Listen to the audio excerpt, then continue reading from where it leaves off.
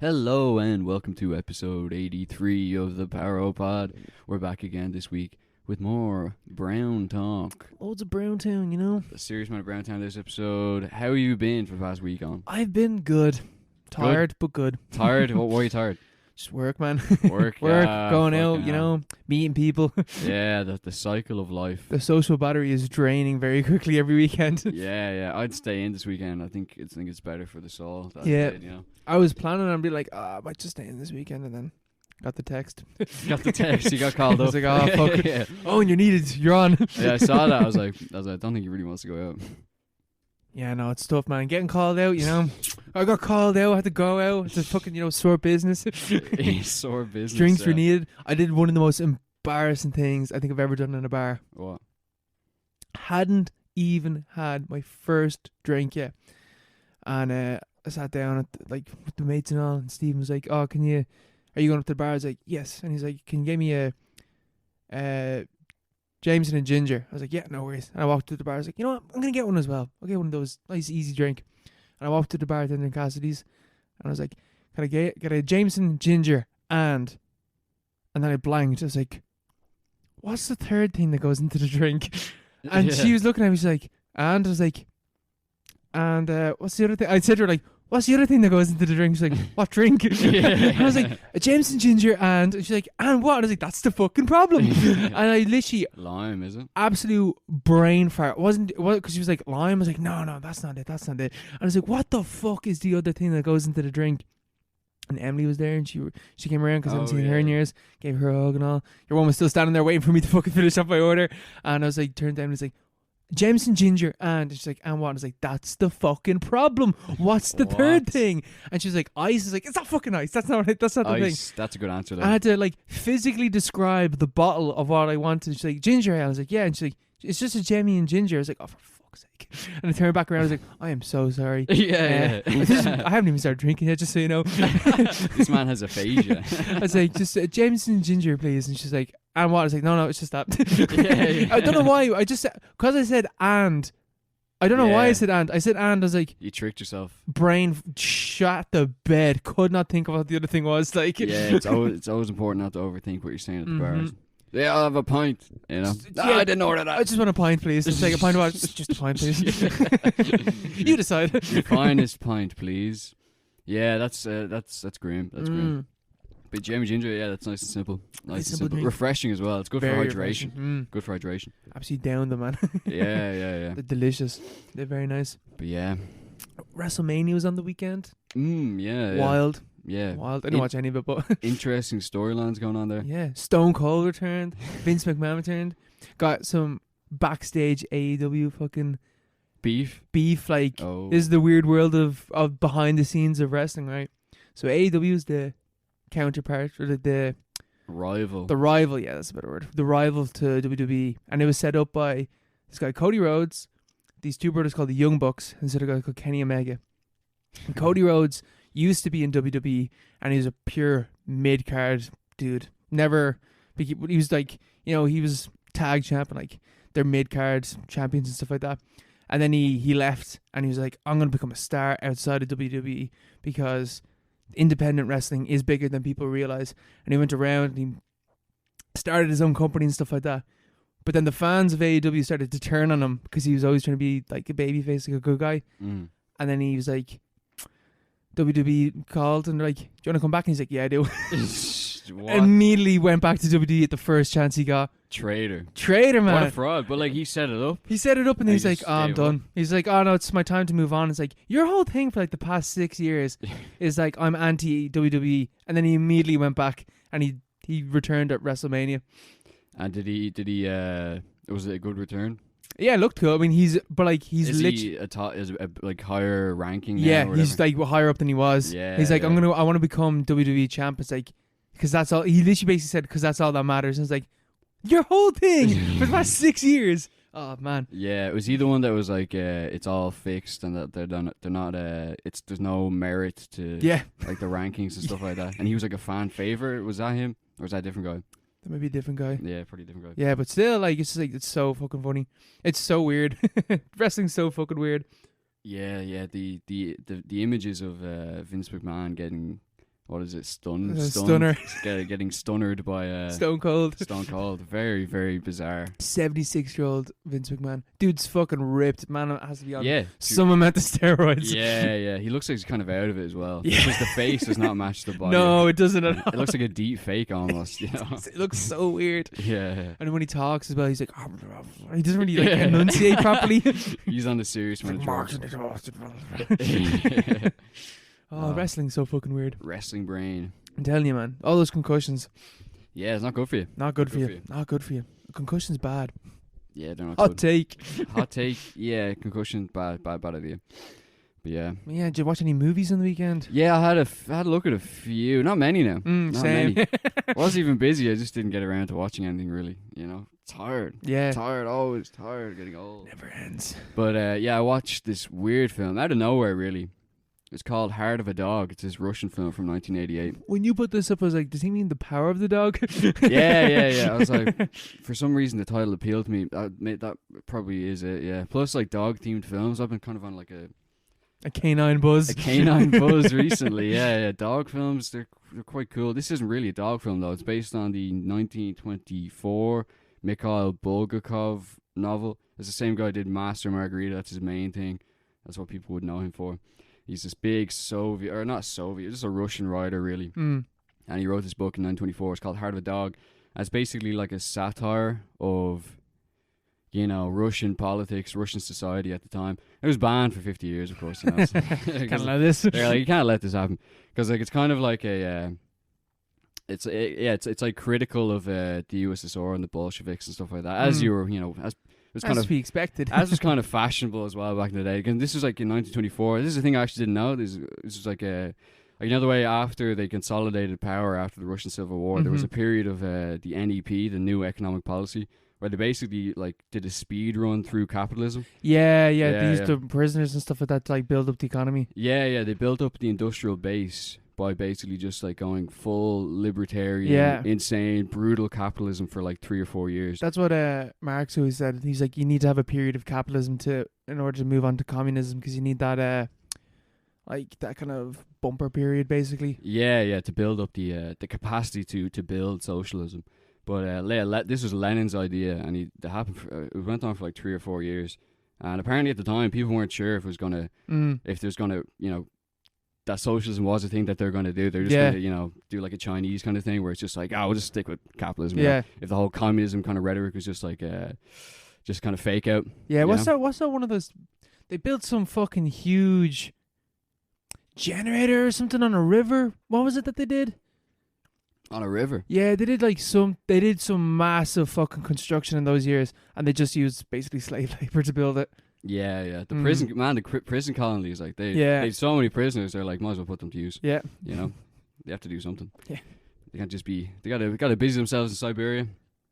But yeah, so there's a period briefly where they're like, this is gonna like swing in. This could go either way. And he wrote that within that context.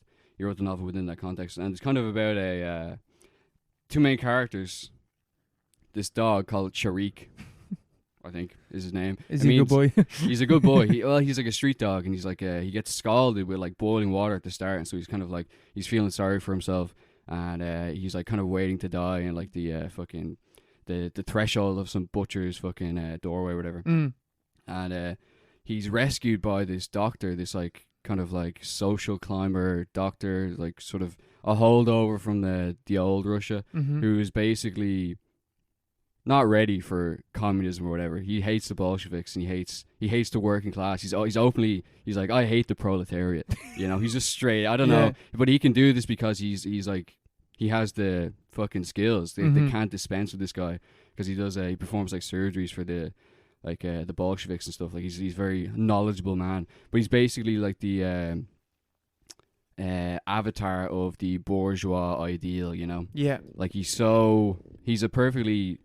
self-made man. You know, he's able to maneuver in this like very tricky social situation purely off the back of his own skill and his own ingenuity and stuff like that. So he stands for that, like kind of the old bourgeois, or maybe the new bourgeois at the time. It was kind of a weird time like that. And then the dog stands in for the proletariat. You know, fucking rode off, fucked, dying on the street. The dog. The dog, yeah, the proletarian dog was basically useless and feeling sorry for himself and acting on resentment, basically. Mm-hmm. So the dog's like, oh, I have such a hard life. It's so hard. He gets taken in by the doctor, and the doctor brings him back to life, basically, and takes pity on him, which is also kind of a metaphor for capitalism and stuff like that, and the welfare state, I suppose. And it comes to a point where it takes from real life situations where there was a kind of experimental attitude in medicine and science at the time, and art, and like that whole period in like 1920s Russia is insane. The amount of crazy experimental studies and projects that went on. Yeah, sure, like literally like fucking montage and stuff like that came from that period. Yeah. There's like there was no rules Yeah. for a very brief period, and you could do literally whatever you wanted, and they did. And there were a lot of mistakes involved. Like, for example, when they tried to transplant the head of one dog onto the other. And there was another thing about the when Stalin tried to engineer super soldiers to fight the Nazis, which was actually a real thing, where he tried to combine the strength and kind of brutishness of chimpanzees with the ingenuity of man, and create a humanzee which would be indestructible, and you could basically print them and like send them to the front lines. And that was like they were very open-minded people, you know. They were willing to try anything, absolutely anything, because anything to beat the Nazis. They were in a siege situation. They needed to do something. They needed to pull something out of the bag. But yeah, there were a few doctors at the time which were experimenting with these weird medical anomalies and like these weird ideas. There was one guy in particular, which is they believe is what the doctor in the novel is based off, who was he was like stationed in a university near where Bulgakov would have been living at the time, and his idea, it wasn't really anything to do with like medical innovation or anything like that, but he wanted to transplant ovaries into men to give them kind of like a rejuvenative power, you know? Right. And apparently he had some success. What? Yeah, I don't But know. it's like with just stem cells, like it ended up being. Yeah, that's kind of the idea, basically. Yeah, that he would just like take ovaries, I assume from dead people, and put them into men. And he also had another thing where he'd get the testicles of chimpanzees and stick them into like the genital sac of men and stuff. And apparently this also had some kind of weird rejuvenative power. And super balls. Yeah, he mega balls. If you have 4 balls, you've got double the power, basically. That was so much testosterone. It was mathematics more than anything, really. But yeah, so like this guy was just fucking crazy. He actually got they basically banned this guy. They sent him out to Siberia eventually because they were like, "You're just fucking insane. This has nothing to do with science. This is just insane." And they sent him off. This man is playing like with God's power. Yeah. That's the thing, basically, because it is basically a eugenics story. And aren't they always? Yeah, at the end of the day, every science story from that period is just like eugenics. You know, maybe it's okay. maybe it's okay. Maybe it's not such a good idea. And in this one, the rather than they basically combined those two stories, and rather than transplanting the head of a dog, the doctor, his name is Philip Filipovich, which is part of a traditional in Russian novels apparently, where they have like these weird nonsense names.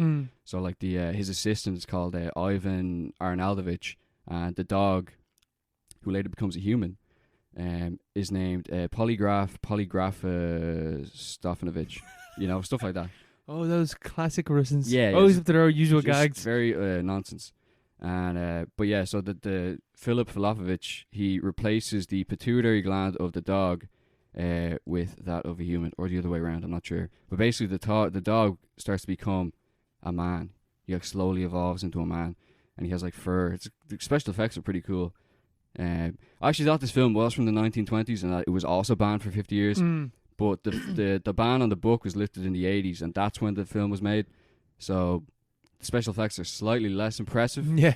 But yeah, the dog slowly evolves into a man, and he gains speech and stuff like that, and he can play instruments. And he's just kind of like a Neanderthal kind of guy. But that plays into the whole allegory. Like, he's the perfect proletarian. Yeah. Like, he's just a fucking apish brute who can like grunt and like perform these like really basic commands. He's like the horse people in Sorry to Bother You. Yeah, basically, yeah. He's just he's fodder for the system, essentially.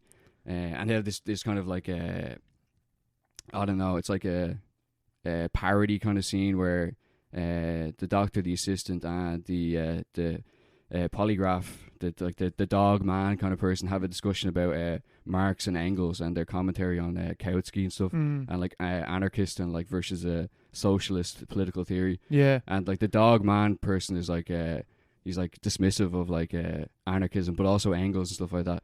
And they're like, man, you're a dog. Like, what do you? Yeah. What do you the doctor's like, what? Dogs are stroking its chin like, I'm not too sure about Engels. Yeah, it's like you have no idea what you're talking about. But obviously, the entire time he's talking to the proletariat. Yeah. He's like, you guys, you're just there. You're just like acting in like as monkeys in your own self-interest, and there's no actual real thought behind it. Yeah. As like a commentary on the wider revolution and the context of the period. And the dog man guy basically works his way up the ranks of the local party. He becomes a head of pest control, where he's like able to sniff out cats and mice and stuff like that.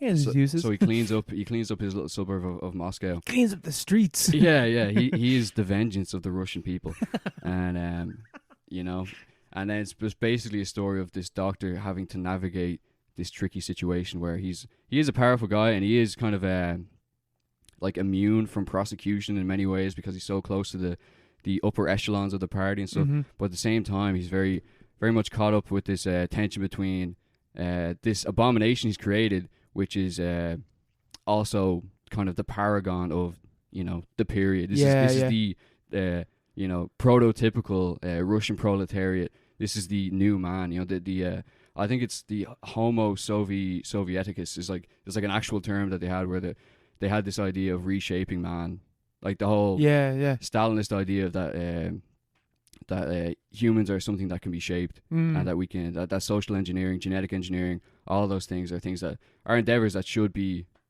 undertaken for the the benefit of mankind, for some greater good, which is completely unclear at some distant point in the future. Yeah, it's mad how all that stuff always just boils down to eugenics. Though. Like what you're describing is just eugenics. It's just eugenics. Yeah. It's like it's just like modernism in overdrive. And that's basically the guts of the film.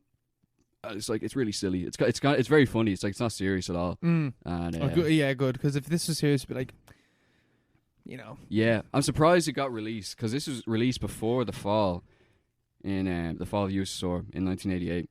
And the whole film is basically like this whole thing is a sham. Like this is a complete sham. Stalin is an idiot. The Bolsheviks are like monkeys, and the Russian people are also monkeys, and they have no. They're all sheep. They're all sheep, and the learned bourgeois intellectual class are like the only, kind of virtuous group of people. Yeah. Around, if they did that, if they had some kind of or if like fucking Marvel made some rebuke of Western values and released it and it was massively popular, I'd be like, something's about to collapse. Yeah. Like something's off here. This doesn't make any sense. Like they act as if it was kind of a surprise that it fell. But like if you look at this film, it's like it's just straight up in a complete denouncement of everything that the USSR stood for, basically, which is kind of funny in a really kind of almost a sad way. Yeah. It's kind of pathetic. It's like you can see this coming from a mile off. Yeah, very cynical film, very very satirical, very I don't know, slapstick. You know? It's strange though. It's on YouTube. It's like an hour and a half. Sounds good. It has subtitles and all. I wouldn't recommend watching it because there's like nothing really to say about it, but it's quite funny. Yeah, it's just like for a piece of history, it's cool. Yeah, as an article of history, yeah. Especially when like 1924, like they were like taking the piss out of them. And then it's like, we'll release it now. And it's like, oh shit, we're about to collapse. Yeah, no wonder they banned it, yeah. They should have kept it banned. If this film had stayed banned, you probably still have who knows? Who knows what would have happened, you know? Did this film change the course of history? It very well could have. Maybe it did. Who's to say? Who's to say, really? Who's to say? But did you watch any films yourself? I watched a few movies. I watched Shin Godzilla. Oh, very good. Today, this is the most recent, I won't say the newest, but it's the most recent Japanese Godzilla film. It is directed by Hideaki Anno. Hideaki Anno, who's the guy that created Neon Genesis Evangelion. In a similar sense to the original Godzilla, which you talked about before on the podcast, this film is very much so focused on people rather than Godzilla. Like Godzilla is this nuclear natural disaster that occurs basically, And it's kind of weird because at the start, like, Godzilla's like, it starts like straight away. Like, Godzilla has just emerged out of the depths, and he's like just chilling there in the water, and they're trying to figure out what it is, what's going on with the water. Like, is it a volcano? But like, it doesn't make any sense because it's a volcano that's emerged above like an underground tunnel that they have from like underneath the river. So like, it can't be it doesn't make any sense if it's a volcano. So one fella's like, maybe it's a big fucking creature, and they're like, shut up, man, it's hardly a fucking creature. Hardly, mate. And then Godzilla emerges, and he just like slumps out. Like at the start, I was like, wait, maybe this isn't Godzilla. Maybe this is like another creature, and Godzilla comes into it. But what it is that it's like baby Godzilla basically, and then it evolves once, and then evolves 3 times, and it evolves 4 times eventually to become like proper Godzilla. All right. And Godzilla's fucking scary in this movie, man. He is wrecking shit up, and it's like they don't know what to, at the start. They're like, they don't know what to do. The film is more or less a critique of bureaucracy. Like, there's loads of stuff of like people, all these committees like talk, and it's like, oh, we need to do this. It's like, oh yeah, but we can't do anything until the fucking defense force agrees to that, and they can't do anything until the environmental people give us the go ahead. Sums and it like, all up. so for the first attack of Godzilla, they don't do anything because they're not sure what to do, and it's like, this is completely unprecedented. That's interesting. It That's is, interesting, yeah. and like there's bits where like like when they do start to attack, you would literally watch the chain of command go all the way down, where like the prime minister's like, okay, attack, and then one person, one of the secretaries, turns to the person beside him and is like, launch the attack, and then he picks up a phone and is like, launch the attack, and then the general's like, okay, good, tell them to launch the attack. And then that person's like, you can attack now, and then the helicopter's like, okay, we can attack now, go. And like all this type of stuff, it's a critique of bureaucracy and stuff like that. Because that was the first reaction to COVID. Yeah, that's literally what happened. Yeah. Within the EU anyway. I remember there was like the Euro group, like all the finance ministers from the EU all met up at like the end of March 2020. Like, as COVID was like ripping through Italy, and it was clearly ripping through all of Europe, but hadn't really been like kind of apprehended how bad it was. And all the finance ministers met up at the Euro group, and they all like chatted away. They're like, what should we do? And had like a big conference. It was like, went on for hours. I don't know if it was like a day or 2 or whatever, but they came up with the idea, their plan at the end of it all: we'll just do nothing. We'll just wait and see what happens. If we're forced to do anything, because no one could agree to do any kind of action. That's literally what happens in just this film. So much bureaucracy. And then like after the first attack, Godzilla like fucks off, and they don't even attack him the first time. This is like in his final form. Do they actually launch the attack against him?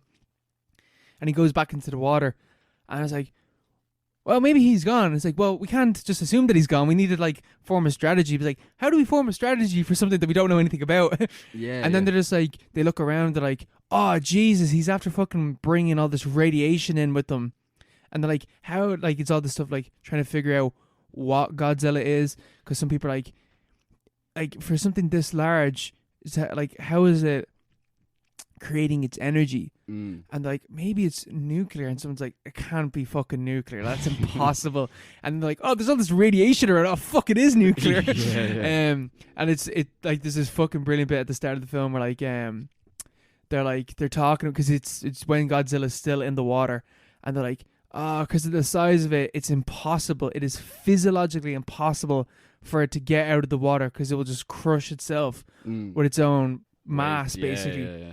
And so the Prime Minister of Japan's there talking. He's like, don't worry, it is completely impossible for this thing to get out of the water. And then someone rushes up and he's like, it's what? And then it just cuts to Godzilla walking on the on the land and stuff like that. Part of the film as well is that like none of the characters have any development, because it's not meant to be like individualistic. It's a collective thing. The people of Japan coming together to like fight this thing off. So like all the characters don't really mean that much. It's all about, you know, the people joining together to take on this thing. And then it has this commentary as well where the US and all start getting involved, because like this thing can evolve. They figure out that it can evolve wings, and they're like, oh shit, it can fly. It might be able to learn how to fly. And then we're like, the entire world is fucked then. So the US led UN go, we need to nuke it. Yeah. And Japan is just like, when that happens, like the film kind of pauses, and it's like all the characters like, we will not let a third bomb be dropped on our country. We cannot let that happen. Yeah. That's like, going back to the original metaphor. Yeah. Yeah. So they're like talking, and they try to figure out. They come up with a plan eventually, and they defeat Godzilla, or whatever. They freeze him basically. With what? They just shoot loads of like, not nitrogen, but they basically shoot loads of not nitrogen. What's that stuff? Liquid nitrogen. Yeah. It's turns into glass. Yeah, they basically just freeze them with liquid nitrogen. Like, more complicated, but that's basically what they do. With all these Mr. Freeze. Yeah. What killed the dinosaurs? The Ice Age. But yeah, and like it uses this blend irony at the front. I just realized the Ice Age didn't kill the dinosaurs. No, it didn't either. I didn't ever got that. Yeah. It was a meteorite, bro. They nuked the dinosaurs. Yeah. The universe has nuked the dinosaurs, basically. So maybe the UN should have nuked it. Yeah. But they use this like weird form of like a blend of CGI and costume. What was that thing called where like they were Motion cap.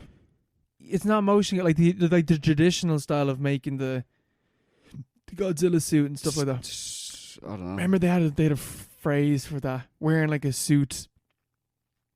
I can't remember what it was, but they use like a blend of that. Yeah. Because like the CGI in some parts looks really good, and in some parts it's like Godzilla is freaky looking because like it's really highly detailed, but kind of bad CGI. Yeah. But not bad CGI. Like it's weird. Godzilla looks fucking weird in this film. Like, especially when he's like this weird like mutant baby that's crawling out of the fucking water. His eyes are really fucking penetrating and weird looking. Like, I don't know how to describe it, but it's very good. It's a very hopeful film as well, which is unusual. Like 2016, I feel like most films we're depressing. We're just depressing and very cynical. Like there is like cynicism.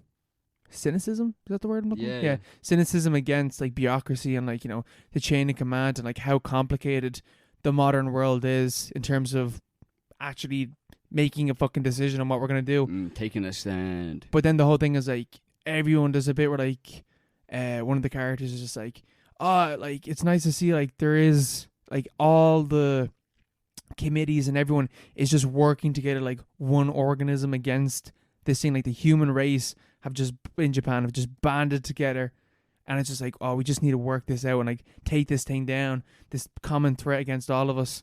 And then it's like a hopeful film. Like, and then the US are like, they're at the start or like halfway through the film, they're like the bad guys, but then like, nah, you guys are right. Maybe we shouldn't nuke you a third time. We'll help you out. And France and all get involved, and Russia and China, they're all like supporting Japan to like take on this common enemy. How does it compare to because this came out the same year as the Western Godzilla film? No, this is 2016, so that's 2014 or 13 was the Western one. Well, how does it compare? Oh, Jesus. It's fucking, like, even the fact that, like Godzilla in 2013, it's a similar thing where it's like, it's just like this natural disaster. But the frustrating thing about that film is that it cuts away from everything. This film is like, here's the massive destruction that's doing. And when Godzilla, like, blasts his laser, it is insane the amount of destruction that he does. Like, he blasts his laser. First what he does is he like takes a breath in and like blows out all this like smoke and just like covers like fucking 5 kilometers squared of Tokyo, and then he just breathes fire, and the fire just destroys everything. And then just the laser comes out, and he just sticks up his head because he's getting bombed above, and he just cuts buildings straight in half, and then he just looks up and he just blasts the fucking stealth bombers that like miles up into the air, and like and then every time that the laser hits something, just slices it in half, and like this really like satisfying way, but like destruction, like death, and it's like, oh fuck, there's people live in that buildings, like as you were saying about the original Godzilla. It always focuses on like the human suffering of it.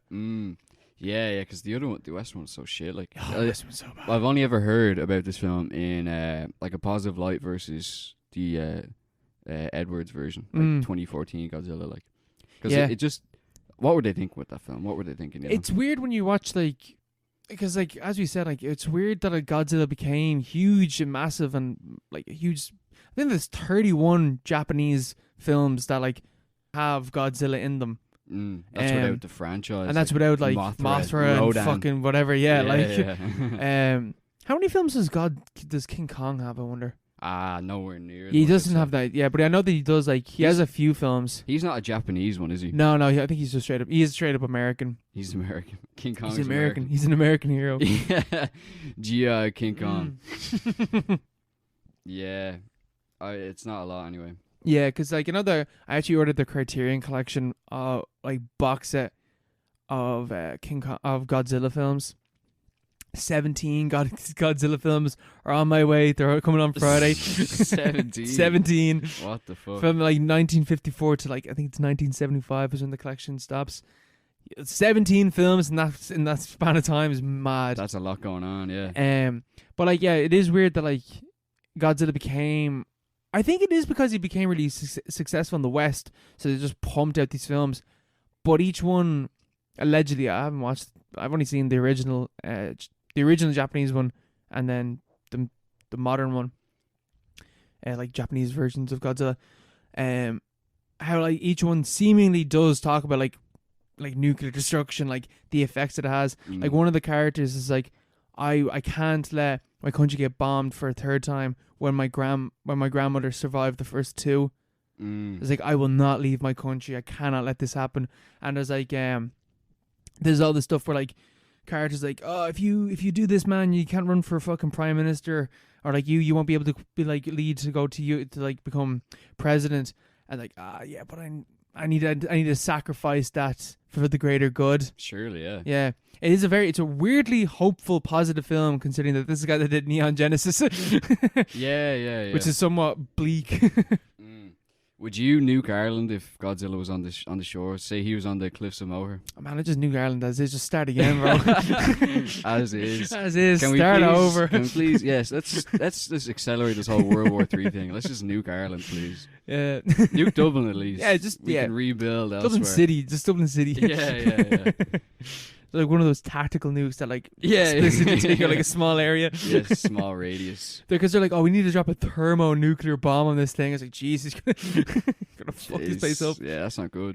That's a bad vibe. Bad vibes. But yeah, no, it's good. And like Godzilla again, he's actually scary in this one. There's nothing.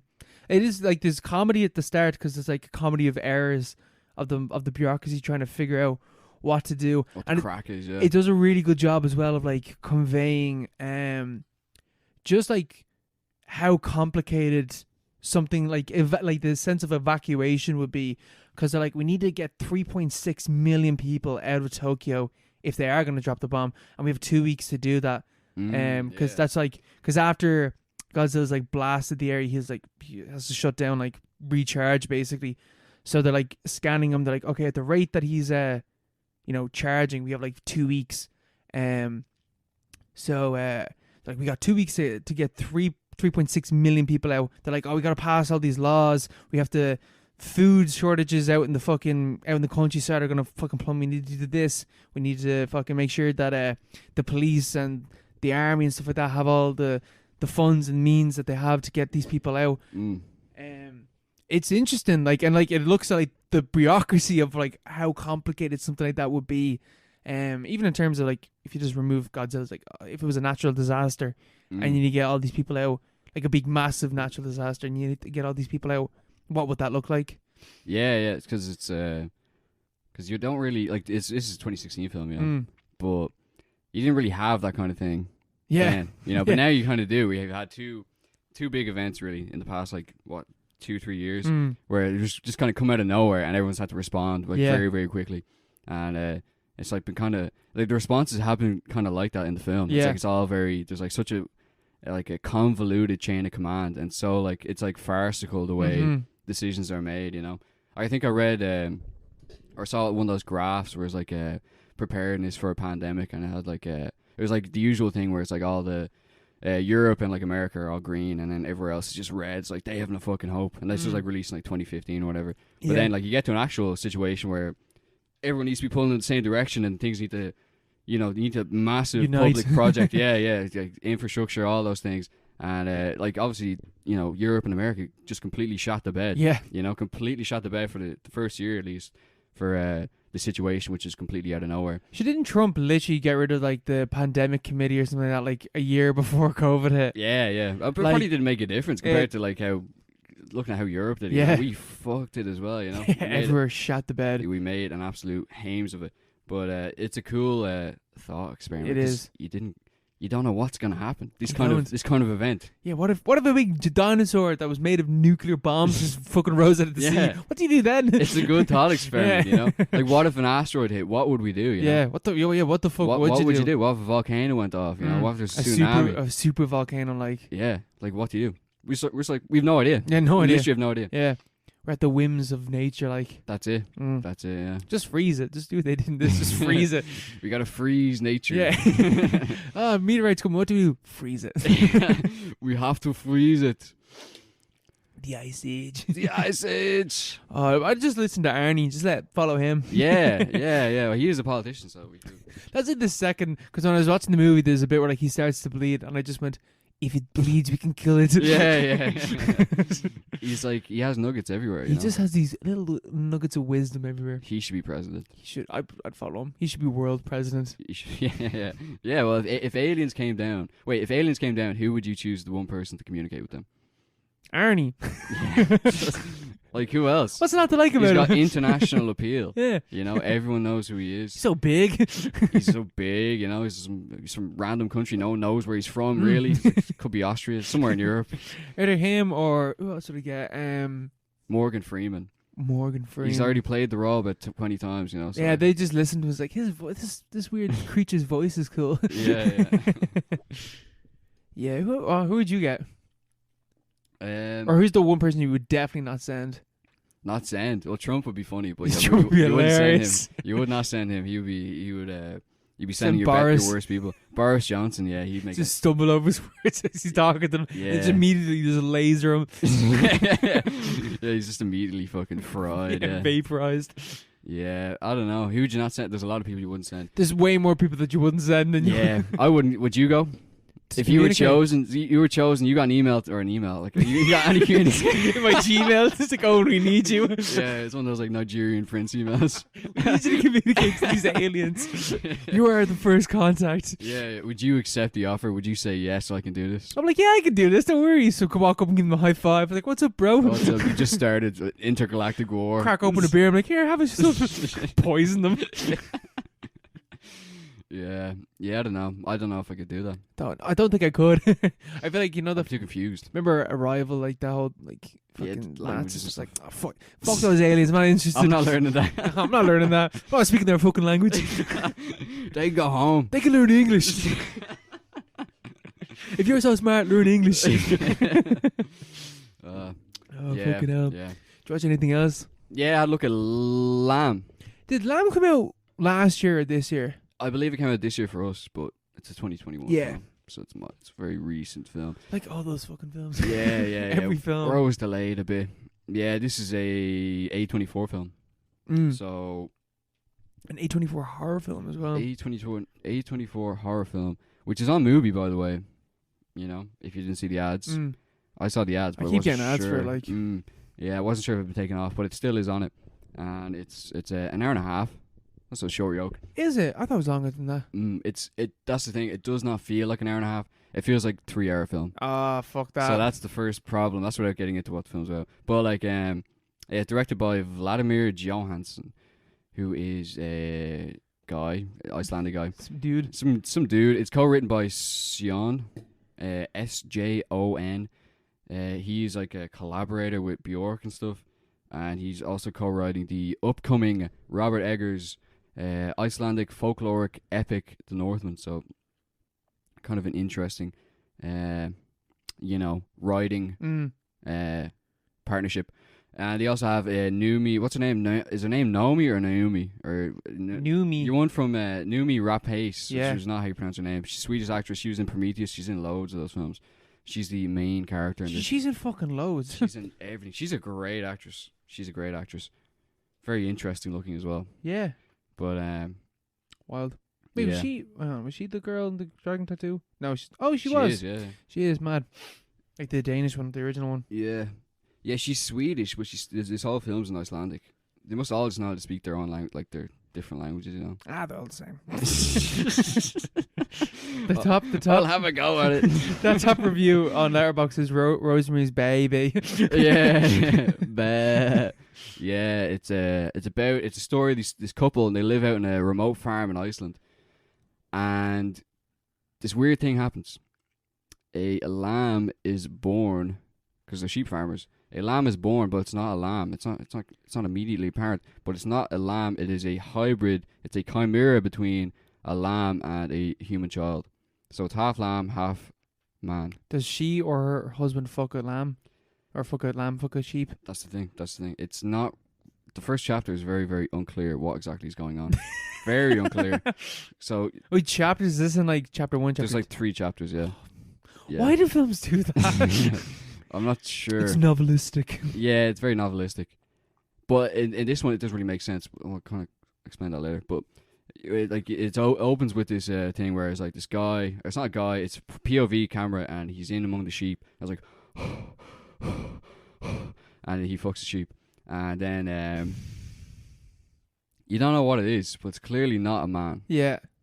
You don't know what it is, and then the rest of the chapter is basically dedicated to the drudgery of this couple's lives as sheep farmers in the middle of fucking nowhere in Iceland. Yeah, what do you do if you had this fucking half baby, half lamb? What would you do to kill a fire?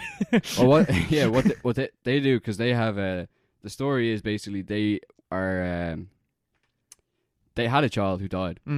So it's about trauma. Trauma? It's about trauma.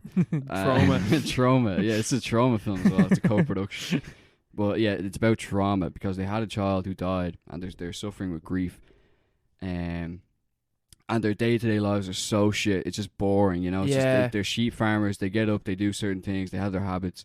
It's the same the thing. arsehole nowhere, Iceland as well. Every day, there's nothing to do. You know, they tend to their sheep, they go back inside, they make dinner. You know, they go back to bed. It's the same thing every fucking day. And then they have this miracle out of nowhere. It's kind of like Godzilla, like this thing which they're not prepared for at all.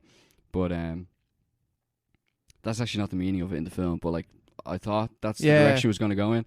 But they have this miraculous thing where a lamb-human hybrid is born by one of their sheep. What does the lamb baby look like? So I want to look at this up. Is it like it's just a lamb with but it has a hoof for a right hand, and the rest of it is like human, like is humanoid. It's not very apparent at first that it is like a chimera.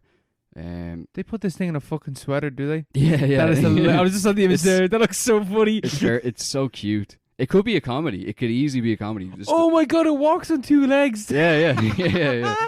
They hold its hand and stuff. Oh my god, that's so fucking funny. It looks like a weird Muppet. Yeah. It's good CGI as well, because it looks like a real lamb.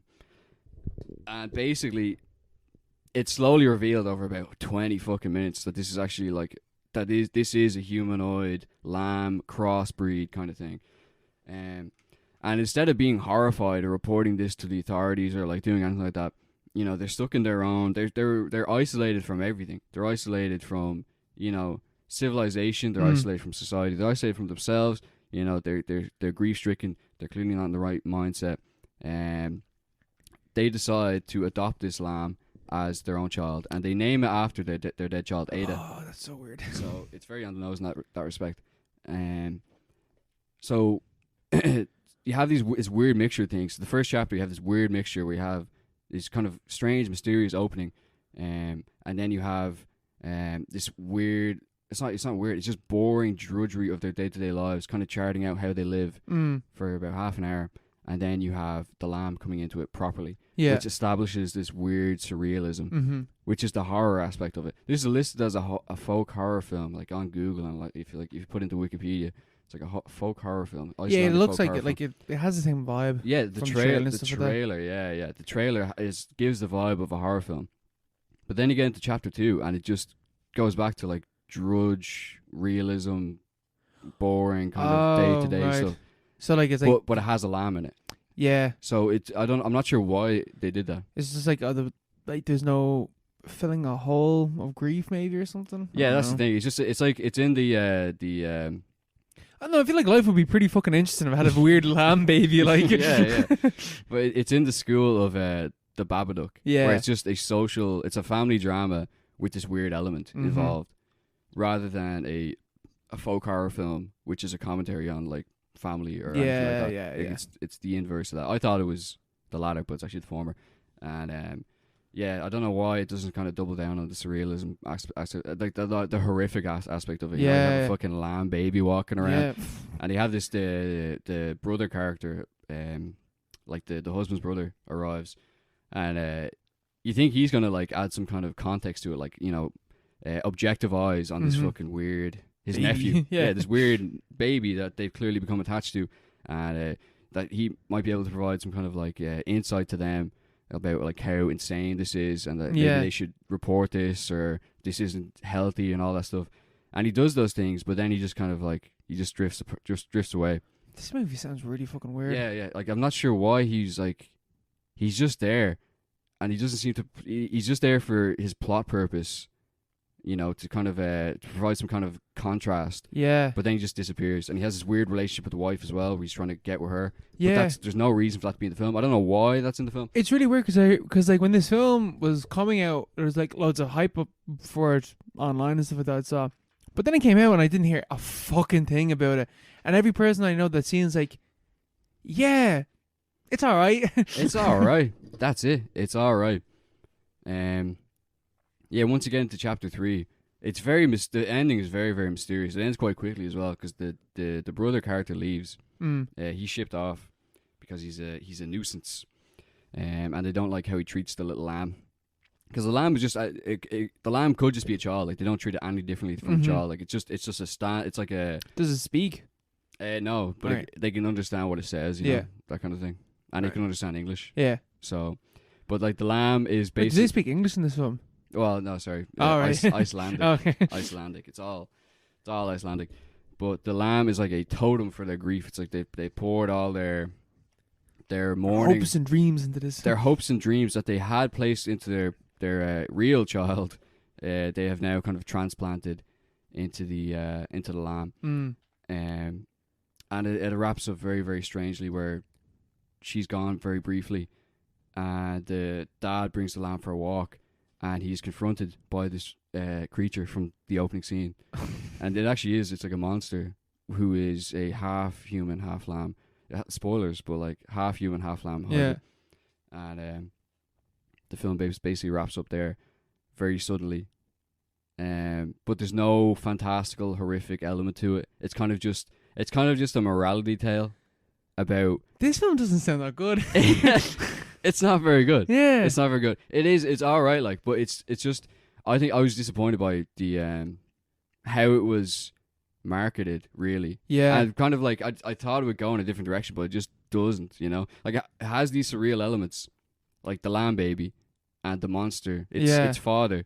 It's very, very unclear what the father, where it's come from or whatever. But that's the thing, that like there's no point to these monster characters. Yeah, It's they're just just it's just a family drama, and they're symbolic of grief and of the husband and wife, their crime, their like sin or whatever, is trying to kind of circumvent grief, of trying to go back to the past. They have this. I think there's a conversation in the first chapter, which is pretty key to the whole film, where they're just like, it's just kind of the whole like social realism thing, where it's just showing them living their life, and they're talking about random things like shopping and like how are you feeling now. And they come up with this conversation talking about time travel, and the wife talks about how she wants, like, it'd be cool to go back in time and stuff. Yeah.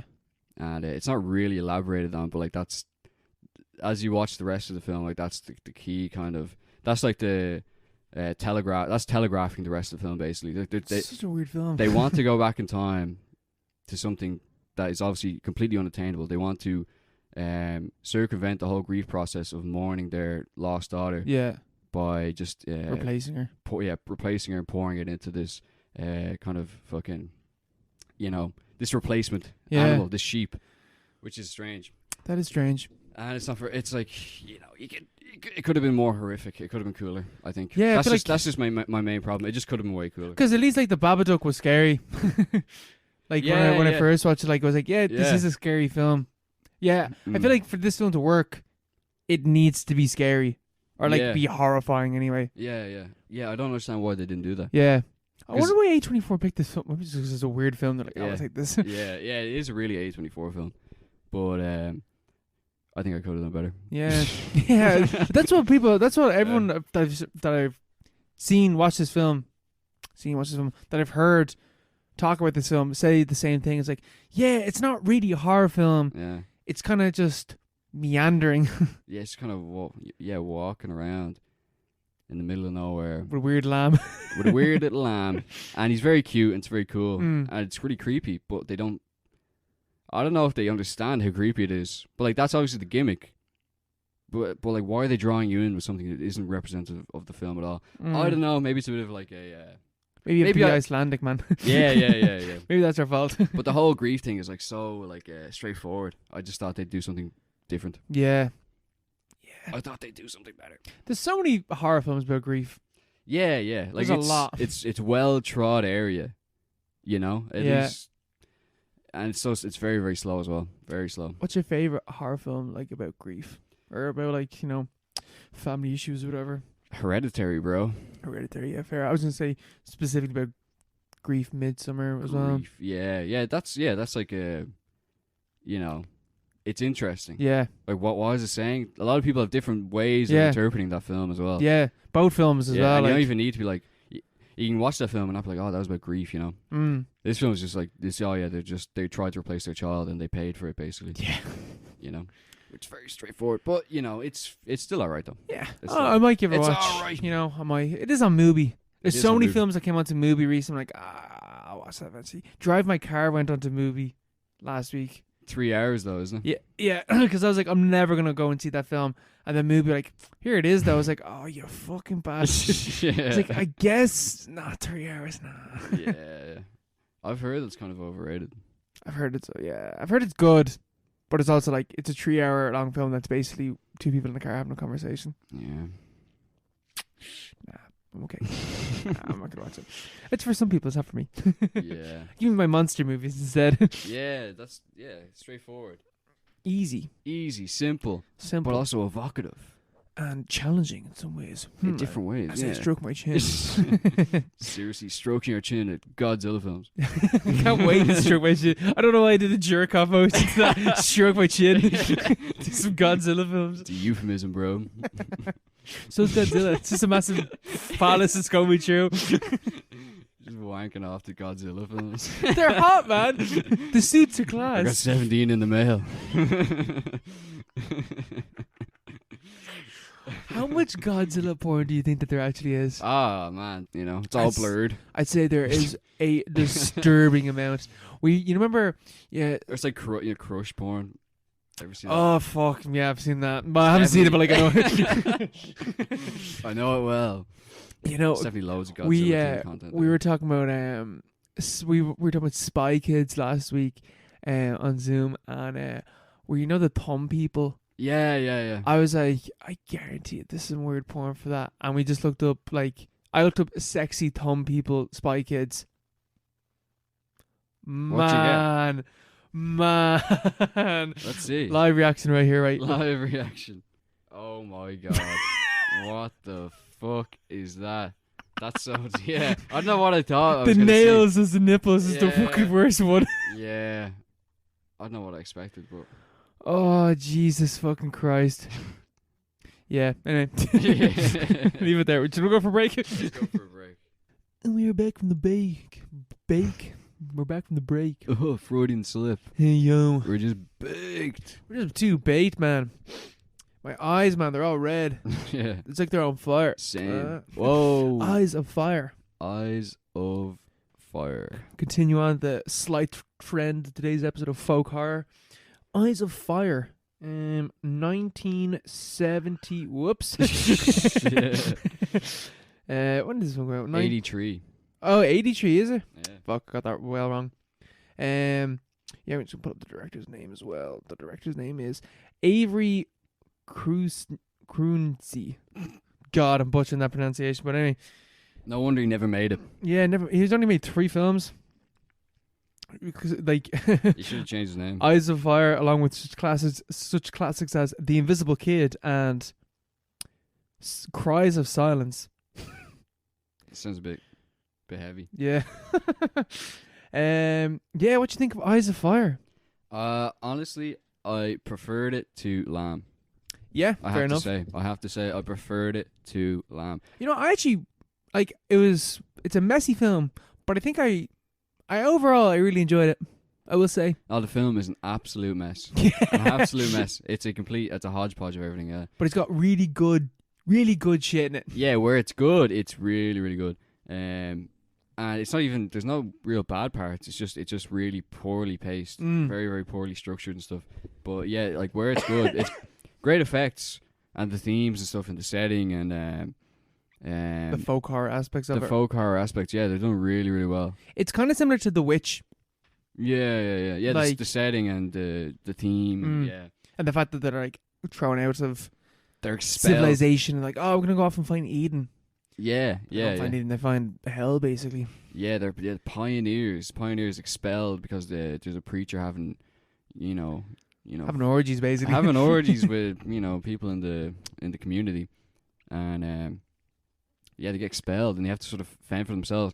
But obviously, things are not what they seem. It's a folk horror film. It's a folk horror. Things are not what they seem. They run into the Native American stuff. They get attacked. There's ambushes. There's drama there. It's kind of like The Last Mohican, which is the only other film I've seen where that kind of thing happens.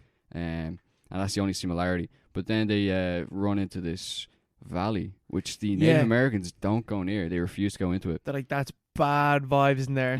Something bad's in that valley. Don't go near it. There's bad soil in there, and they find out that they're not wrong. Yeah, there's a witch devil. Yeah, there's something weird going on. There's something weird. It also has loads of Irish characters. Yeah, which I was very surprised, pleasantly surprised to see.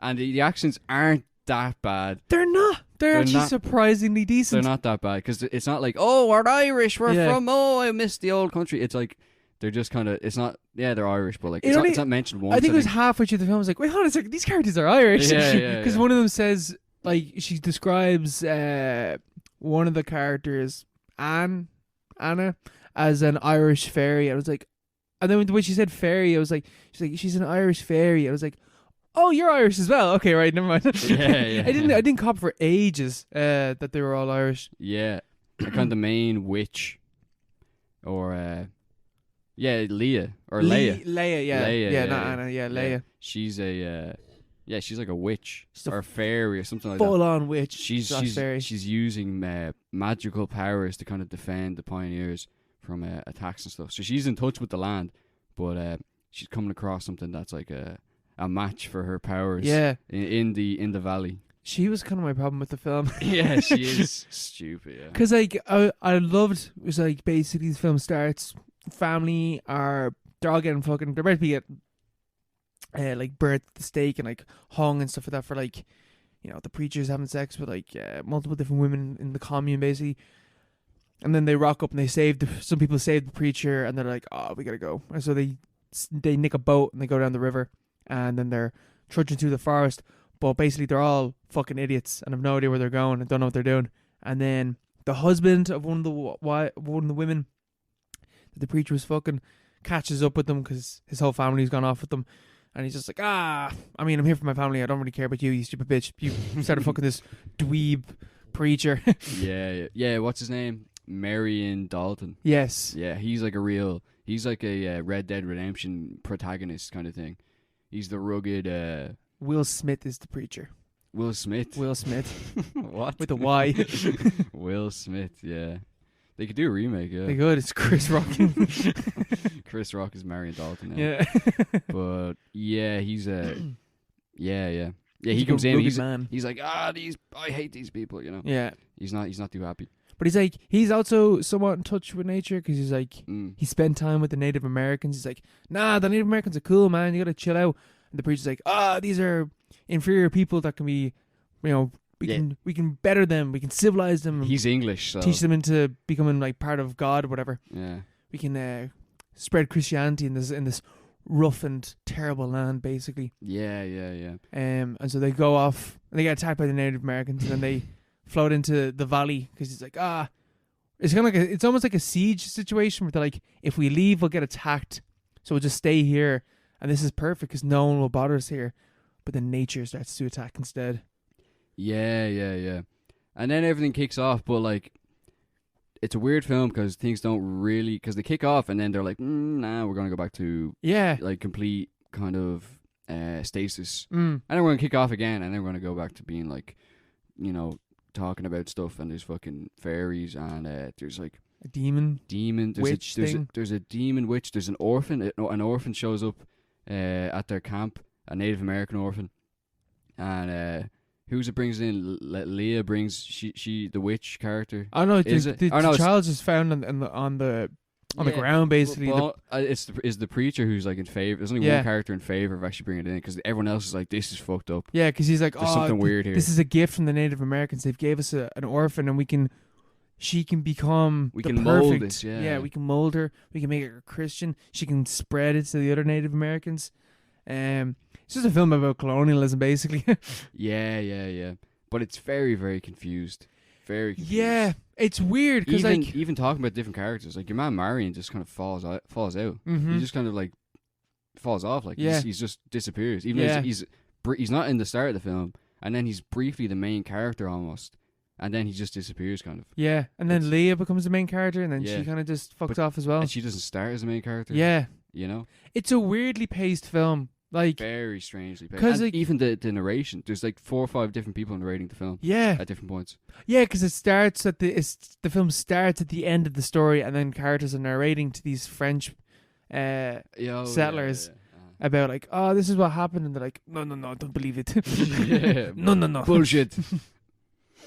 Yeah, I did I did actually find the imagery in the film, like some of the imagery, horrifying. Like when Marion stumbles across his daughter goes missing at one stage, and the Marion is off in the woods trying to find her, and then he comes across these like ghosts basically like around her, but like they don't look at him when he first stumbles across him. Then he steps out, and then they all just uniformly just glance up at him, and like when that happened, I was like, oh no. Yeah. Some of the imagery, and like when they're chasing after them, like they're basically just like naked people just chasing them. It reminded me of like Kill List, at the end where they start getting chased by the cult. Yeah. And just that primal, just like, fucking leg it, just run away. Leg it. Yeah, all the you have like the weird witch who's like kind of looks like the homeless person out of Mulholland Drive. Yes, it does. Yeah, but like with more leaves. It's just kind of like an avatar for nature and stuff. But then they have the it's like naked people covered in mud, and it's never explained what exactly they are or why they're there. They're the French people that were there before. The naked people covered in mud. Yeah, that disappear and stuff. Yeah, I thought they're ghosts. They're the ghosts of the French people that were there before. Oh, because they stumble across like that's one of the things that one of the characters says is like when they come into the valley, they find like a shack, but it's wrecked, and they find like a tablet, basically like a stone tablet. Yeah, that's been broken into multiple pieces, but we only find Marion finding the last piece of the tablet in a river somehow. I don't know how the fuck he finds it, and they piece it together, and then someone reads and it's like, oh, there used to be people here, but something bad really happened to them. They're like, well, we're getting surrounded. And the preacher's like, people died here, whatever. People die all the time. It's fine. We're going to stay here. Yeah, the preacher's a real clown. So that's what the naked people are. The French people that say that were there before and they got fucking consumed. I know they're stuck in purgatory or something. Yeah. But it is a weird film. I liked the faces in the trees. Yeah. That was cool because that's literally like people getting consumed by nature. I thought that was cool. But then the way that you free the people is by cutting down the trees. Some of it's just really weird. Some of it feels like half it feels like this weird psychedelic folk horror film, and it's really eerie. and there's imagery that's really really like strange and really scary, and the setting and stuff, like the kind of like this idea of these pioneers, trying to find Jerusalem, or whatever, like the witch, or finding like this or was it the clean slate or whatever, Yeah. trying to build something new on a clean slate, but obviously there's something there.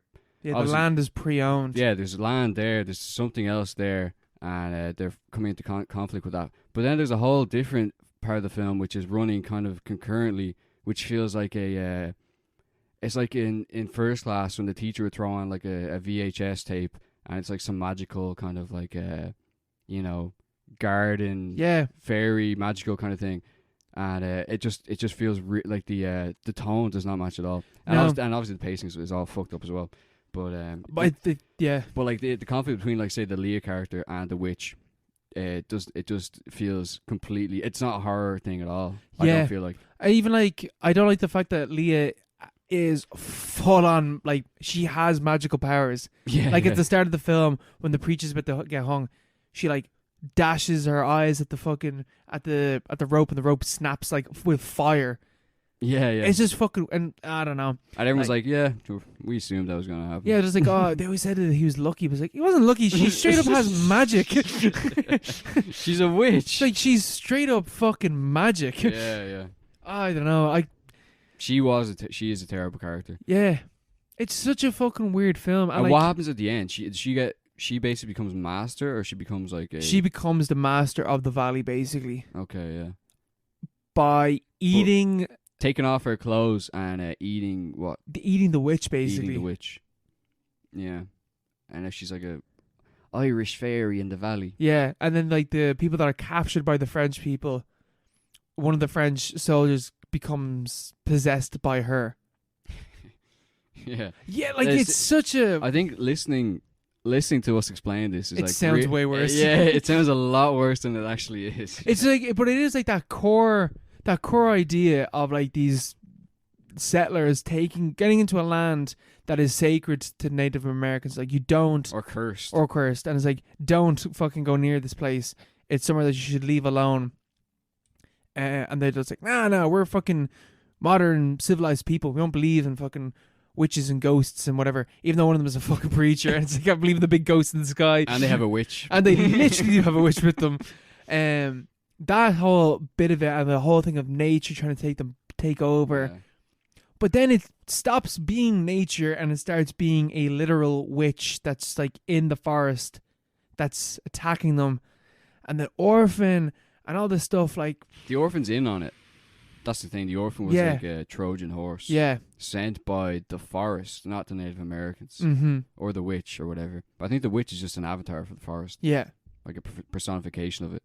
And there's obviously something deeply wrong there, And it's fighting back against the pioneers. But then they win at the end. It's kind of. Yeah, they win. It's not really in step with the whole and like folk horror thing. Like Leah, that's the thing. Like it goes, it's like a perfect folk horror setting, and then goes, it stops becoming a folk horror film. It becomes something different. It becomes like an adventure film almost or something. I don't know. Yeah. Like that. I don't know why. If you just took Leah out of the film, you have like a perfect like folk horror film. Definitely, yeah. Like, the effects are cool. The effects are class. There's so many positives to the film. It's not amazing, but at the same time, it did not deserve to fall off the way it did. Because this film was basically impossible to find until a few years ago. It was only on VHS. You could only buy it. You could only import it from Brazil and Mexico or something like that. Whoops. But like this, the director doesn't have a Wikipedia page. Like he has like an IMDb with like 3 credits, and like that's it. Yeah, like just fell off. No one watched this film, and no one has watched this film really. Yeah, it's not even a cult film. It's like a step below. It's a category below that. Yeah, it's a film that it's starting to become a folk horror, like not folk horror, a cult horror film or a cult film even. But like, it's such a mixed bag of a film that like half of it I do really love. That the other half is just like weirdly disappointing. Yeah, but I would take that any day over something like lamb, you know. Yeah, something that's Honestly, just boring. Something that's like perfectly fine and very very consistent, very solid film, but like doesn't have just like the forest sequences, the whole idea of the pioneers in the forest, where they don't belong. It's just a good premise, and just, like the way they use it, the way they work with it, the way they kind of like incorporate the themes and stuff, and like the folk horror aspects. Even though it's just like a proto folk horror film. Yeah. The fact that that proto is there, that there's some kind of base there, which is very interesting. Is you can forgive the many flaws. Yeah. You know, I can anyway. Yeah, no, I think I agree. The pace, like I do think the Leah, the character, and the pacing are the two things that are completely holding the film back from being something really good. This film needs an editor. Yeah, like, even if someone did it, even if the guy who made it did like a new cut, because there has to be like this. There's no way this is. I feel like this can't have been professionally done or something like that, or maybe. But it's still like really well shot, and it's still like the effects and stuff like that. I just mean the editing. Yeah, yeah. It's the actual story. Yeah, the pacing of the story is so weird. Because like, and the way the time progresses is really weird because it feels like they haven't been there for like that long, but they're meant to be there for like months. Yeah, it skips. There's a time skip at one point where they're just like, yeah, there's like a voiceover, and they're like, yeah, we're there for quite a while, and then it cuts to them in like a hovel, and they're all covered in dirt. Yeah, and they've built like a fort. Yeah, well, like massive stakes in the ground. It's very weird with like ladders and stuff, and they're able to like. Yeah, it feels like there's either bits missing or they just made that wrong or something like that. Yeah, it's such a fucking weird film. Yeah. I feel like if it literally could have been a folk horror classic. Like the basis of it is nearly like it could have been part of that like holy trinity of folk horror if it was slightly different. Yeah, there's like a blood on Satan's claw in there somewhere. A blood on Satan's claw in like colonial America in there somewhere. Yeah, definitely. If you just remove the fucking stupid stuff like Leah and well, mainly Leah. Yeah, mainly Leah. She's like the Talia of this film. There. Yeah, she is the Talia. Yeah, I'd say yeah. Cause like even like when it, cause like Marion and they all fuck. He's like, we're leaving because they're after getting like bombarded basically, and it's like undeniable that like there are ghosts and shit. Like it's fully revealed to everyone. Like we need to leave, and then they start to leave, and the preacher stays with people still. Like people still decide to stay, and Marion fucks off with the kids, and then he gets captured by the witch. And the kids make their way back or something. I can't remember. It's like, it's so like all over the place. Yeah. It is. It gets to the point where you can't look away. Not because you don't want to look away, because you'll miss like a huge plot point, which I did at several points. Man, I looked at my phone at one stage and I looked up. I was like, "Oh, Marion's dead." What? Yeah, and then he's not dead. Yeah, he's the main character for like an hour. Yeah, he's gone. Yeah, fucking and weird back, film. And he's gone. What a fucking strange film. It could have been great. An interesting one though. Like stuff like this, the hidden gems. Yeah, I'm glad I watched it. Yeah, absolutely. You know, but yeah, it could have been something better. Could have been better. Oh, well. Maybe Morbius could have been better. Yeah, Morbius sweep. Hashtag Morbius sweep. The Morbius verse is coming. Yeah, into the Morbius verse. Scorsese's giving it the seal of approval. Yeah, it's a reversal now, where Marvel are actually begging to join the Sony Morbius verse rather than the other way around. Wow, the cultural reaction to this film has been fucking wild. Hilarious. Are you going to see this film at any point in your life? Well, maybe if it comes out on like Netflix within the next 2, because I will lose interest very, very quickly. Maybe if it comes out next week, maybe I'll watch it on Netflix. I'm like well, that's not gonna happen. Yeah, no, I'm not going to the cinema, but I want to see what this film is like. I feel like it's just a really generic mid 2000s/90s vampire film. Yeah, you know, with Jared Leto in it, like Matt Smith is in it as well. Apparently, he's the best thing about it. Yeah, I don't really like Matt Smith though. Neither do I. He looks kind of weird. Yeah, because when I used to watch Doctor Who when I was younger, and David Tennant was my Doctor Who. And then when I stopped watching Doctor Who, I got Matt Smith. I was like, why did they get like a weirder version of Matt Smith or a weirder version of David Tennant to become fucking Doctor Who? Yeah. I don't know. I don't vibe with him. Get it. I don't vibe with him. What else is he in? besides Doctor Who. He's in. I feel like he's in like Fantastic Beasts or something. Yeah, it probably is. Sure, they're all in that, you know. Yeah, every English person has to be in like Yeah. some form of Harry Potter. Let me check that up. What the fuck is Matt Smith actually in? Matt Smith. I just find it so fucking like the cultural reaction to this film is so fucking funny. He's in Last Night in Soho. He's actually not even in Fantastic Beasts. Terminator Genesis. He's literally just in Doctor Who, more or less. Yeah. He creeps me out. To be He's in honest. Pride and Prejudice and Zombies. You know, it's some fucking career. Yeah, he bombed. And he's in Last Night in Soho and His House, which I want to see His House. Yeah, I mean, everyone kind of knew that this Morbius was going to be fucking bad, but I think it's hilarious that it's the worst Marvel film. But it's not even a Marvel film. That's the thing. Yeah, it's trying to be in the club, but it's like it got turned away at the door. Yeah, it's it's just like, bouncing, not tonight, pal. it's just like it's like out in the smoking area. Yeah, I'm with them, but you can't get inside. You know? Yeah, he's like trying to get in with a fucking like Spider-Man and stuff. Like, yeah, I'm with them. Like, Michael Morbius. I'm Dr. Michael Morbius. It's like that's clearly not don't gonna you be know a who good I film. am? Yeah. Like, apparently, like the post-credits scene is offensively bad. What is it? It's What does it involve? Vulture, like Michael Keaton, Vulture. Michael Keaton's in the post credits. He's only in the post-credit scene. He was in the God. trailer, and the bit in the trailer doesn't happen in the film. He's in a post-credit scene where he just rocks up to Morbius and he's like, "How about we just go kill Spider-Man?" And Morbius is like, "Yeah, sure."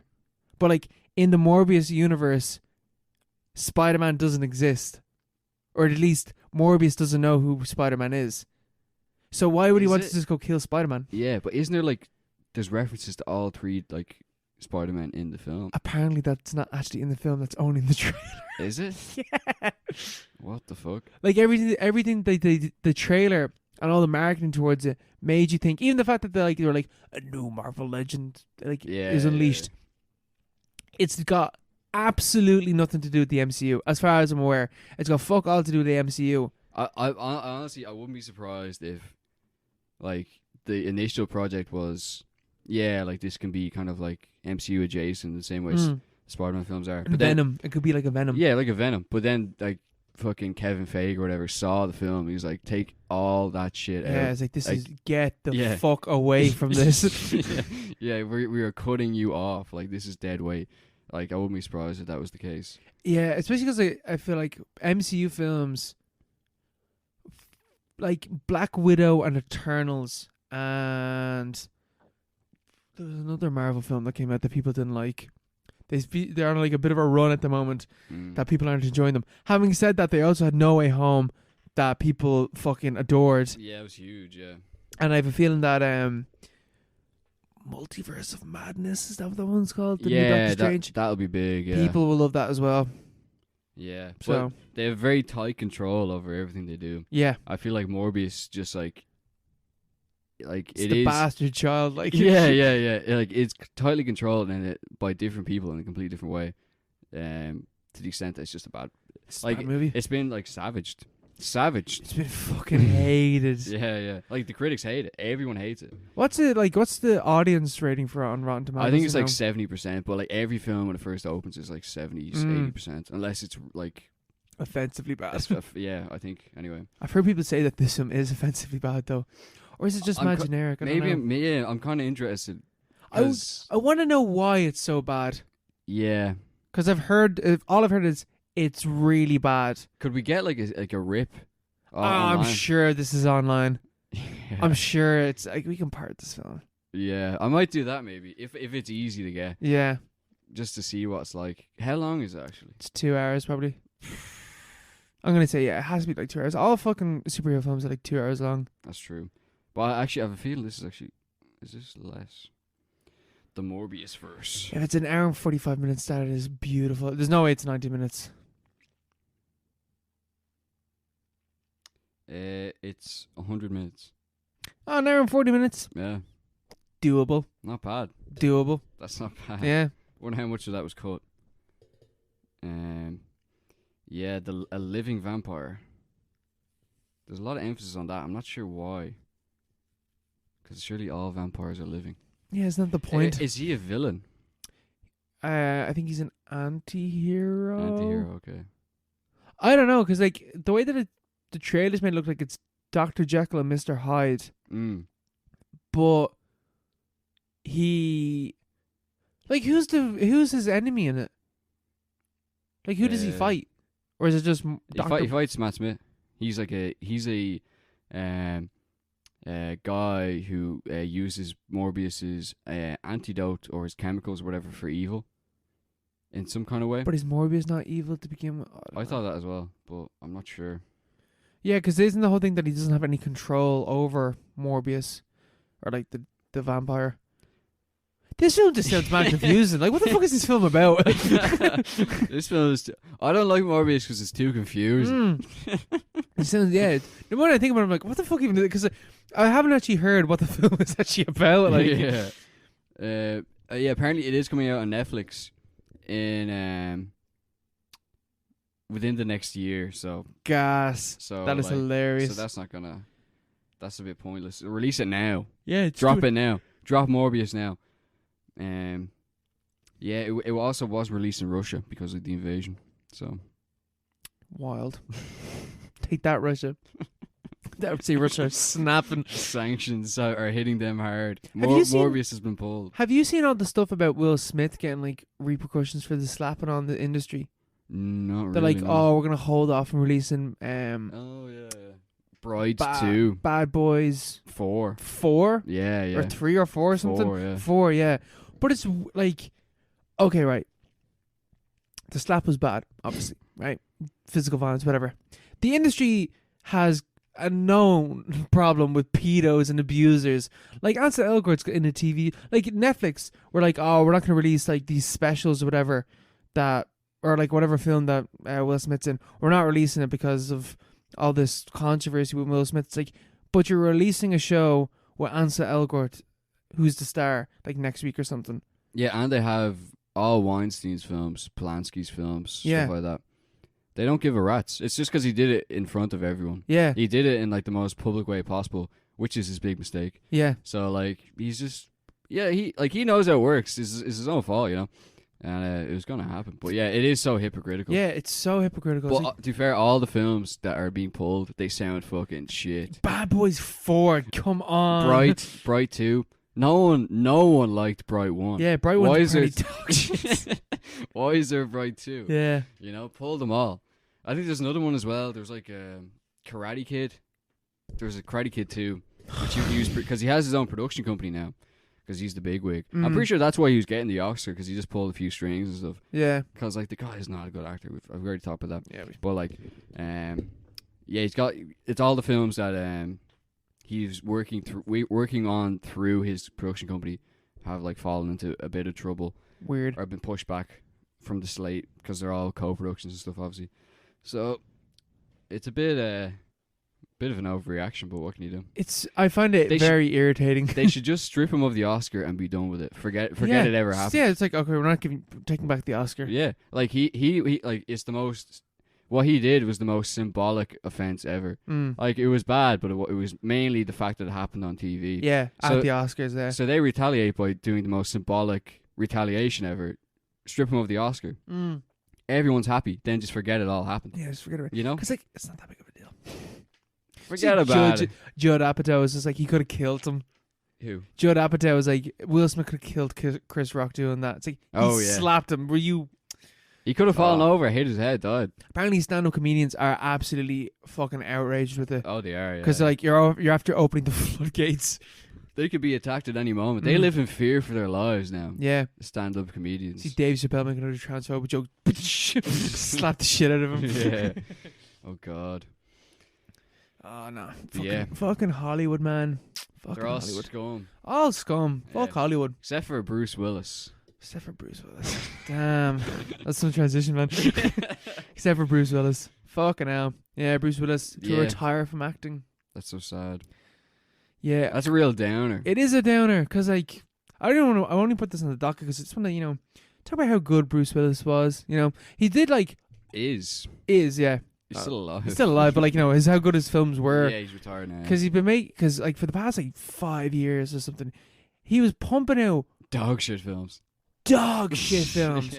Like, utter dog shit films.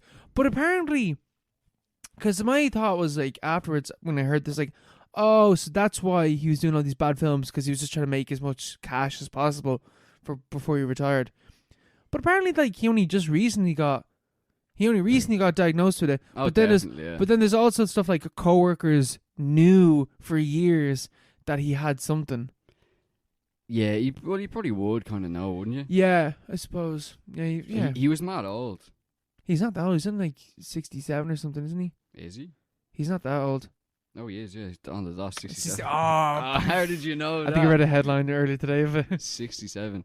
Yeah, well, he did do that Die Hard sequel. What was that? The Last Day to Die Hard, or like, what was it? A Good Day to Die Hard. A Good Day to Die Hard. That was honestly one of top 5 worst films I ever saw in cinemas.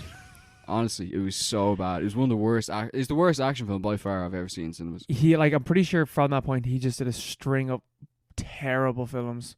Mm. But like, he was coming out with like 2-3 films a year or something like that. Like he was busy, busy making real bad films. But I am assuming that from what the rumors and stuff are, that he was just trying to make as much cash as possible. Mm. Yeah, well, yeah, Good Day to Die Hard was 10 years ago now, so... Really? Jesus. So, I think he was just kind of cashing out. Mm. But, yeah, apparently he offered up, back in 2003, he offered up $1 million for anyone who could catch Osama bin Laden. Publicly offered up $1 million reward. That's so weird. Jeez, it's like, man, the CIA is already on that. You don't need to do this. Bush era America's fucking wild. yeah. Bruce Willis coming out against Osama bin Laden. Fucking hell. Like, but what a legacy he had, like the original Die Hard. Like Die Hard 2. I haven't seen Die Hard 2, but Die Hard 3, very good as well.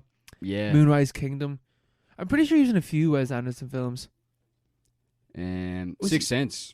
Sixth Sense, yeah. That is a very good Unbreakable. film. Unbreakable, that's a class film as well, yeah. I have to say. One that's kind of slept on, also widely criticised and kind of disliked, Mercury Rising. I've never heard of that film. Man, you should watch it. It's a great action film. It's about Bruce Willis, and he's working with a kid who is like a savant. Mm. So he's like super intelligent, great at cracking codes, and it's something to do with a conspiracy. And people are trying to kill the kid, and he's looking after the kid.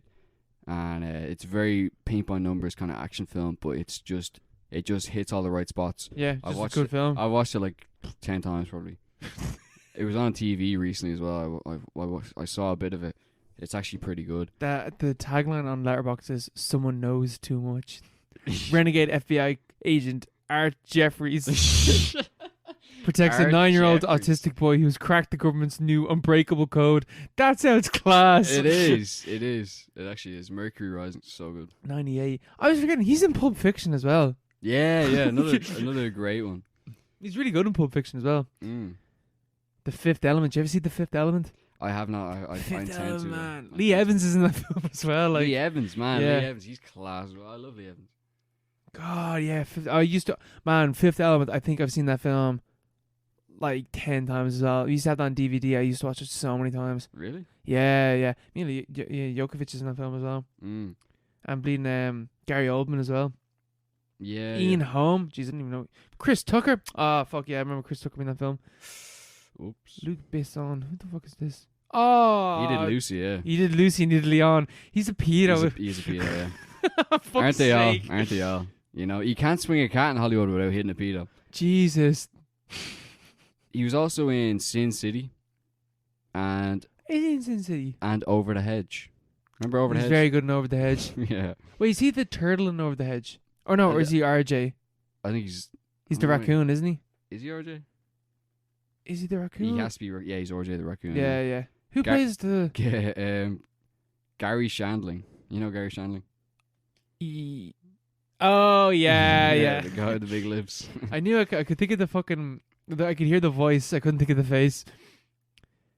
Yeah, Death Becomes Her. I haven't seen Death Becomes Her, but apparently that's very good.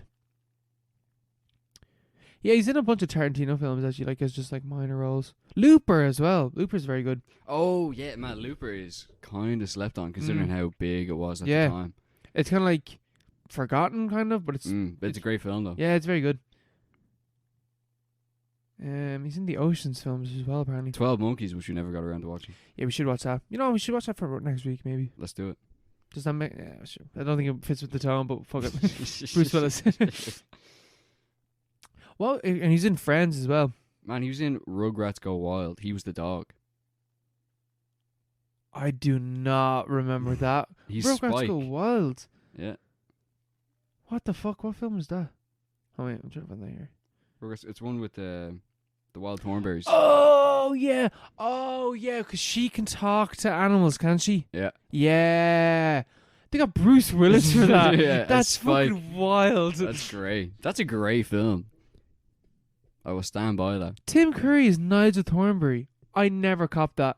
Is he? Yeah. In the series? In Rugrats Gone Wild. But I think he is. Yeah. Very sad, very sad. He had a good run. He did. He left a big legacy. How many? He's in 104 films. That is Sorry, I'm mad. looking at Tim Curry's list. He's in 147 films. Yeah, Wild. Tim Curry's also cute. Yeah, Tim Curry as well. For fuck's sake. Yeah. So many of them. Well, Time, man. man. It's fucked up. Sure Fucked look. up. How about the future, Mark? What about the future of cinema? Which is one of our questions. Our listener questions. If you want to ask us a question, you can hit us up on Instagram or on Twitter at @paro_pod. That's it, yeah. Or you can hit us up by email, theparopod@gmail.com. Do you want to read out Connor's question there? If we're currently in the age of superheroes, sequels, and reboots, what era comes next? I don't know, because I was trying to think in terms of like what came after the Western, because we're in that Western, buzz at the moment, like with superheroes. And then I was like, oh, so it was just blockbusters again. Like that was the big boom after the Western was the blockbuster. It's kind of hard to predict, or kind of hard to think of what it could be. What comes next? War films. Yeah, It's gonna be war films. war films or social media films or something. It's gonna be metaverse movies. Metaverse movies. Yeah, You know, they're gonna need. that's a new gimmick. Yeah, they're gonna need some new gimmicks. Or maybe anime. Anime could make a good resurge. Because I'm trying to think because superhero films became massive because like nerd culture became mainstream. Yeah. So I'm trying to think like what aspect of nerd culture, which is more like obscure, could become even more mainstream. I feel like anime maybe. Yeah, maybe. Yeah, because you have all that pre-existing material. But could everyone get into anime? No, I don't think they could. Mm. Like no. Because like anime is very like Japanese, Yeah. so I don't think that like translates to like American isms. Yeah, there is still a problem with animated stuff getting taken seriously over here. Yeah, we're a long way off that. Yeah. And live action anime is fucking always awful. Like, Oh, live action anime, yeah, forget about that. yeah, that's so bad. Hopefully that isn't the next big thing. Jesus, we're in the fucking we're the dark timeline, and that's what becomes huge. Yeah, it's hard to predict like trends. You need I think it'd be easier once we have like a film that's very different from superhero films, but makes fucking gangbusters, but is also very marketable. That's probably where you'd see it. Avatar. Maybe Avatar just resets everything. It could do. But I think it lies in the key, Avatar made so much money, 3D. 3D had all those gimmicks, technological gimmicks. Just 3D come back. Because there was nothing, remarkable about the film itself. But 3D is obviously, the next big thing can't carry itself off just 3D. It's going to be 4D, metaverse, Oculus headsets. in the cinema. The Yeah. cinema. Think about it. I'm trying. Yeah, Oculus is getting big. Oculus is getting big. Or like VR stuff is getting I see more is people getting like big. getting like put up on Instagram that new VR headset and stuff like that. I've one on the way. Do you? Yeah. Man, I was in the canteen the other day. Someone was just moseying around with a headset. I was like, where'd you get that? You can get it for free apparently. Do like a trial run in work. No way. So That I'm- sounds sick, bro. So I'm about to get my programming, my Neuralink. Yeah, Elon Musk. Mark straight into the Matrix now. Yeah, straight in. I'm plugging into the system. What if when you put on the headset, it's just like, now take off the one that you're really wearing. Yeah. I'm like, whoa! Oh my god. Yeah. VR. I would love. See, I would love to get into VR, but I want to stay as far the fuck away from metaverse and all that fucking meta Facebook bullshit. Yeah. I don't want to do any of that type of stuff. I have no interest whatsoever in any kind of interaction with people. Some games. You know, if I'm interacting with someone online, I want it's text. If it's not text, we were texting on Google Docs earlier. That was fucking gas. Yeah. That's great. You know, just it's grand. You know, and that's innovation as well. Yeah, that's real time texting. You know, that was so fucking funny, man. Yeah, it's great timing. But like the whole thing where see that they did the demos and it was like you could be in it's like basically Club Penguin, but we're like fucking it's 3D Club Penguin. Yeah, VR chat looks really fucking weird. Yeah, VR chat. So you're basically in a lobby with a lot of people, and you can talk to them. So like, it's like PlayStation, isn't it? Yeah. Like I've no interest in that. Absolutely no interest. Yeah, the same. I've absolutely no interest in that. I would watch a film though if it was in VR. Do you know that NFTs are like bombing? Are they? Yeah, apparently they're bombing. There's been multiple scams that like have ruined it. Oh shit. Check your NFT, bro. Could be going down. I'm ruined. I based it on my life savings. My Parapod NFTs are worthless. Oh, imagine if we did this fucking NFT or fucking podcast. We should, yeah. Well, we should have. It's over now. But It's over now. The boom's gone. The bubble. Gone, the bubble burst. We could have made 20, 30 euro off that. That was everywhere on social media for like last month, the month before, and then it's just I don't see anything about NFTs again. Yeah, Twitter changed. They accommodated like you could have your profile picture as an NFT, but it could be like verified in a certain way. What a fucking loser! Who would have? Yeah, you changed the shape of your profile and it would show that it was a verified NFT. But like now I don't see anything about them at all. No, same. Oh well. I think we killed it that time when we talked about it. Yeah, once we talked about it, dead. I'll be fair. Every time we do talk about something, we're moss behind. So anytime we talk about something, it's completely irrelevant the next day. Man, we talked about the Bruce Willis stuff, and our episode came out today. Yeah, the conversation's already fucking gone. He's gonna be completely cured by next week. Yeah, or that he'd be dead. Yeah.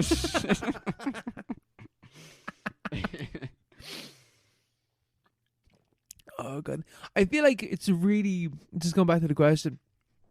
I feel like it's really hard to predict what the next thing is going to be, because currently we are stuck in franchises and like sequels and reboots and everything. Everything has to be an IP. So maybe the next big thing is just going to be a new IP. Get rid of IPs. Yeah, get rid of IPs. You know, I think Russia have gotten rid of intellectual property, or they had a draft legislation for like, because you know the way all those companies pulled out, so they kind of had no choice but to get rid of it, or they will have no choice. You know, there's going to be loads of pirated software. Like they have like Microsoft Office doesn't work now in Russia and stuff like that. I think China's quite similar as well. They just have loads of pirated shit. Well, that's like more and more of the world economy is just going to be completely disregarding Western IPs and like intellectual property in general. Which is, a bad thing in certain ways, but also a good thing, you know, because you need at some point someone's going to have to break all the monopolies. I thought it's either going to be, the state like America or whatever, like EU, but they probably aren't going to get around to it. They're probably not arsed, realistically. Nah, they're making too much money off it. Yeah. But it does have to come crashing down at some point. Oh, let's burn it down. Burn it down, man. What killed the IP? The Ice Age! The Ice Age! Oh, I tell you. Yeah. We leave it there. We'll leave it there till next week. Recommended film for next week is Revenge, directed by... This is like the fourth time I have to pull out my phone to find out the director's name. Directed by... Revenge, directed by Corlier Fargeet. Please pronounce that's French name. Corley Fargeet. Fargeet? I don't know. Fargeet. 2017 film. It's a rape revenge film, so, content warning. I have to keep saying this for each time we talk about this film. But it's meant to be very, very good. It's like a feminist take on the rape revenge, genre. So, You know, maybe we'll talk about I Spit in Your Grave as well. Nope. Will we not? I don't watch 2 rape revenge films in a week. That is heavy. Yeah. We can just like, you know, I can look at. We'll watch 12 Monkeys. Yeah, watch 12 Monkeys. We'll watch a Bruce Willis film. Yeah, of course. And we'll watch a Bruce Willis and Will Smith film. Keep it light. All right, talk to you. Bye. See ya.